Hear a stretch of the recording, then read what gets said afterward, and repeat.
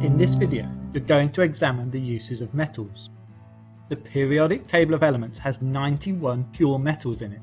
How many can you think of? The properties of these metals are due to their atomic structure, as is their position in the periodic table of elements. This atomic structure also has a bearing on how the metals are used. Consider some of the most unreactive metals you know of. These metals may be gold or silver. Think about how these metals are used. They are valuable. Perhaps more important in terms of their use is that they are very unreactive. They do not react with air or water. A ring or jewellery is often given as a special gift. Because of its unreactive nature, the jewellery will remain shiny and untarnished. Copper is also an unreactive metal. Can you think of a use for copper?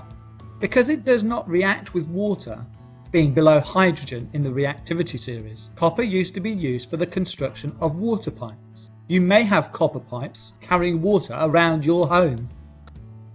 Copper is also malleable and can be bent easily without cracking, so it can be made to bend around corners. As well as its low reactivity, the ability of copper to conduct electricity is important. When considering how it's used, copper is a good conductor of electricity and is ductile. This means it can be drawn out into long wires. Perfect for carrying electricity from place to place. Aluminium is another metal that's been specifically used because of its characteristics. Aluminium will react with oxygen in the air to form a layer of aluminium oxide.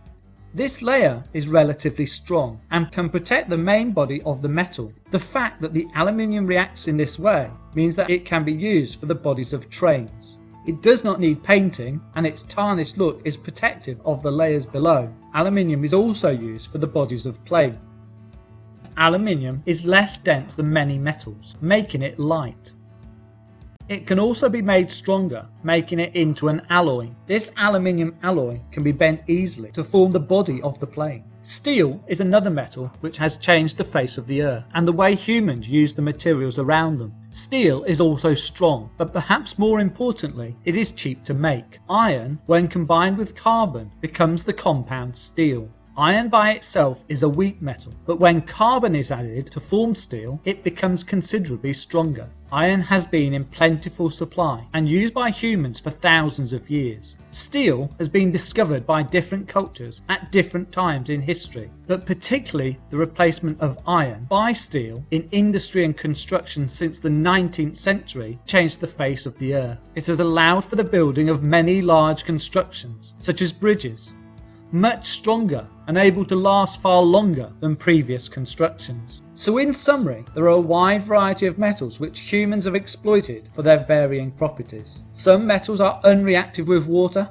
and air, making them useful for jewellery and piping. Some metals are less dense than others and therefore useful for the aerospace industry. Some metals are good conductors of electricity.